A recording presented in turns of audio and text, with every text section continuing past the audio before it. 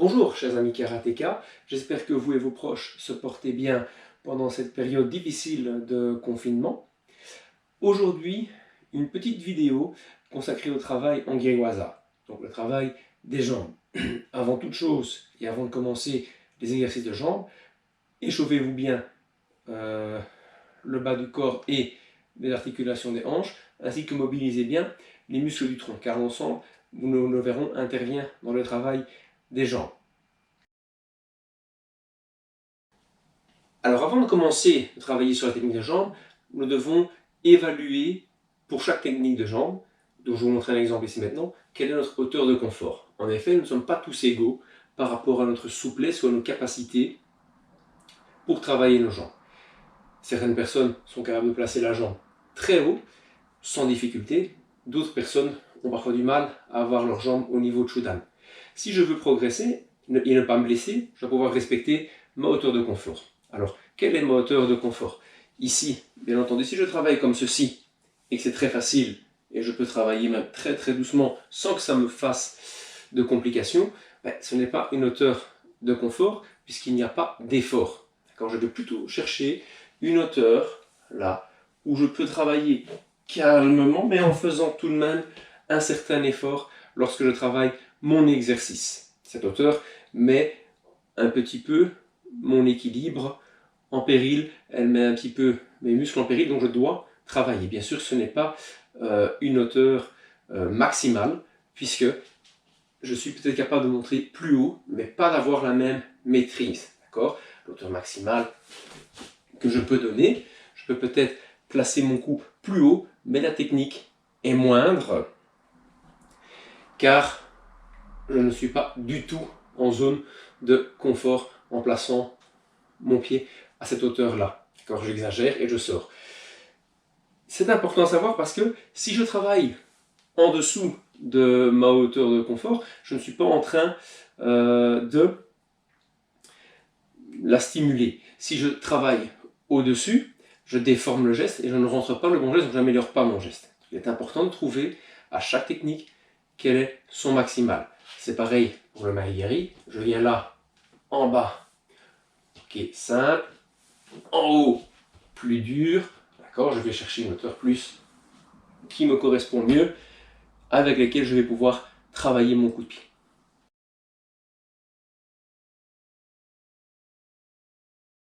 L'avantage d'être chez soi à la maison est de pouvoir employer un petit peu tout le matériel à notre disposition, c'est-à-dire le mobilier, les murs, pour pouvoir progresser dans nos techniques. Par exemple, si je m'appuie sur le fauteuil qui est ici, je peux annuler la composante de déséquilibre. Alors on va travailler d'abord sur le Mahigiri. Eh bien, je peux très bien me permettre d'être ici et de travailler globalement mon coup de pied d'une façon très simplifiée, puisque j'ai un appui supplémentaire, je ne dépends pas uniquement de mon équilibre. L'inconvénient, bien sûr, c'est que ça va un petit peu limiter ma perception de l'équilibre. Donc j'ai très vite intérêt, une fois que j'ai amélioré la perception de mon allongement, j'ai intérêt à revenir là sur le travail de ma jambe. Je peux également employer chez moi des petits repères tels que le tabouret pour améliorer mon Mahigiri. En effet, dans la technique traditionnelle, on demande à ce que le pied d'appui lors d'un Mahigiri reste bien dirigé vers l'avant. Par conséquent, je vais pouvoir travailler ma technique là, et si je ne fais pas dévier mon tabouret, il n'y a pas ce que je vous ai entendu, c'est que je parviens à maintenir mon pied. Je peux le mettre à plusieurs endroits du pied pour avoir un détail très précis de mon travail et pouvoir me concentrer sur cet appui pendant mon exercice. Un autre exercice que je peux réaliser à domicile est celui-ci. Je suis allongé sur le dos, les deux jambes fléchies, les pieds bien à plat. Je mets les mains au sol, la tête peut rester contre le sol. Je vais lever un pied, je vais pousser pour lever mon bassin et envoyer le pied en haut. Hop. Je peux le faire bien sûr avec l'autre jambe, là, hop, et je reviens. Hop. Un autre exercice que je peux exécuter pour le Mahigiri est, avec ou sans appui, pour m'équilibrer, je place mon pied ici, et là, hop, je lance en pressant le bassin vers l'avant et je reviens en gardant le pied en contrôle pour ensuite travailler la coordination. Tac. D'accord? Attention de pouvoir coordonner bien, ne pas faire un et puis jeter la jambe quand vous étendez la jambe, mais bien en même temps. Hop, et puis ramener. Un autre petit exercice un peu ludique qu'on peut faire chez soi, à condition d'avoir un mur qui s'y prête, est, tout en gardant bien le pied dirigé vers l'avant, je place mon autre pied sur le mur, je vais repousser, hop, et essayer de retenir la puissance de ma jambe pour faire mon Nikihashi. D'accord? Je peux faire d'abord doucement pour sentir l'exercice et au fur et à mesure augmenter la pression pour travailler le contrôle et le retour. Et apprendre à bien maîtriser le retour de son pied. Un autre exercice qu'on peut travailler chez soi est de partir de la position Zenkutsu. Je vais simplement armer rapidement et revenir.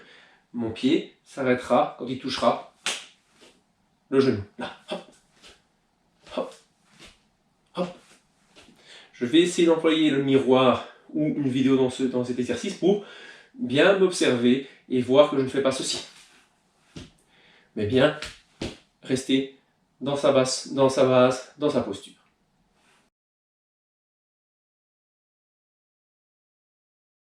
Après avoir travaillé sur le Maegiri, nous allons aborder maintenant le Yokogeri.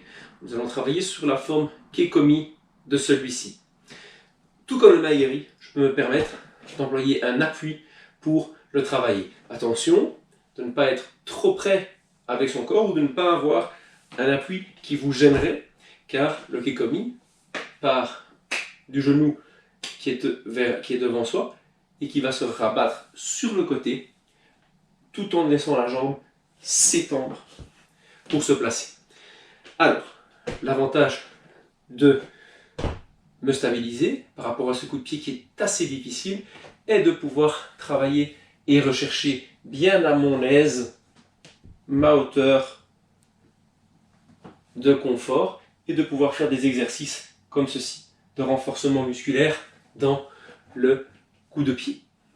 Pour cet exercice, je commence avec un Zenkutsu, mais de profil par rapport à mon objectif d'action qui est vers l'avant.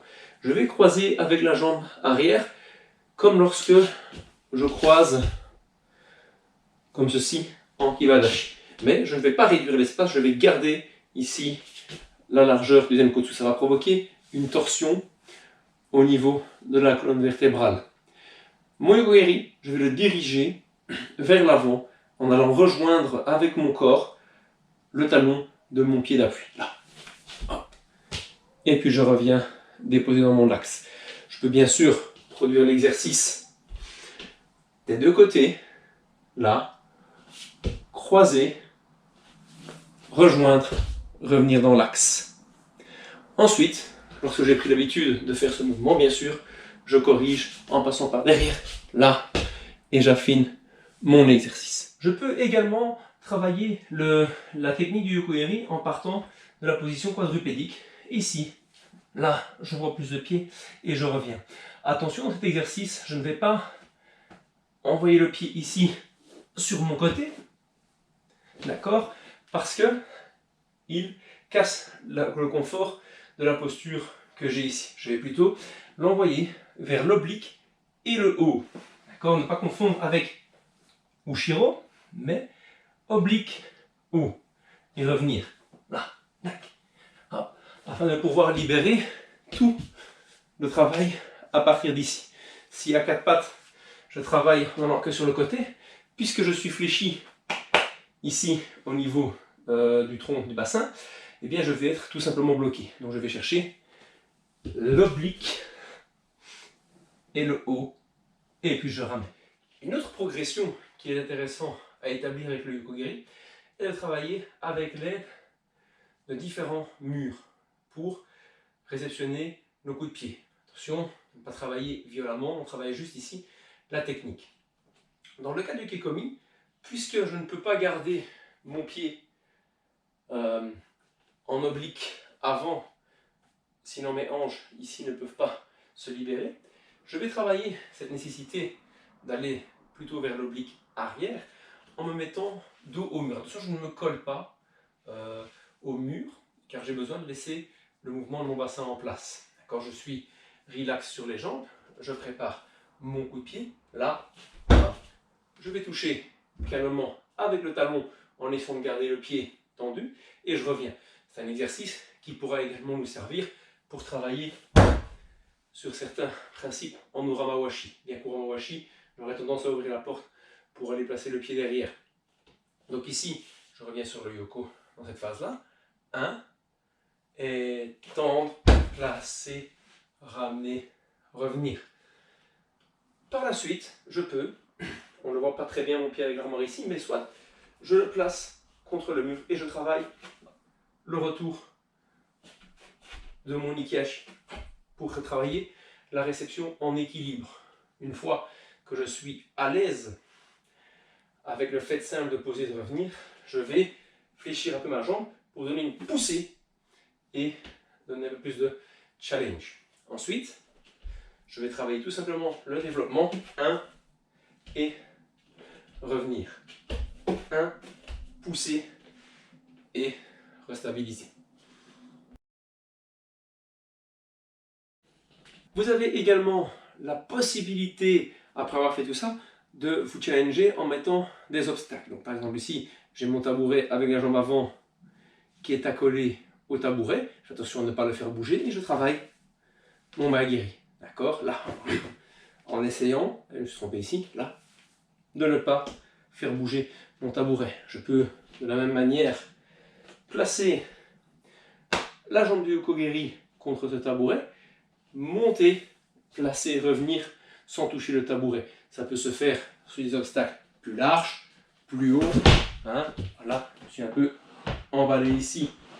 C'est peut-être un petit peu trop haut pour mon pied. Là, mais c'est pas grave, je peux de toute manière essayer, ça ne coûte rien.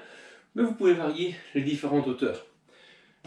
Une fois cela terminé, vous pouvez travailler vos techniques plus librement, varier les hauteurs, hop, pour apprendre à maîtriser bien vos jambes. Vous pouvez toujours éventuellement profiter d'un appui pour vous aider. Allez, bon travail, os.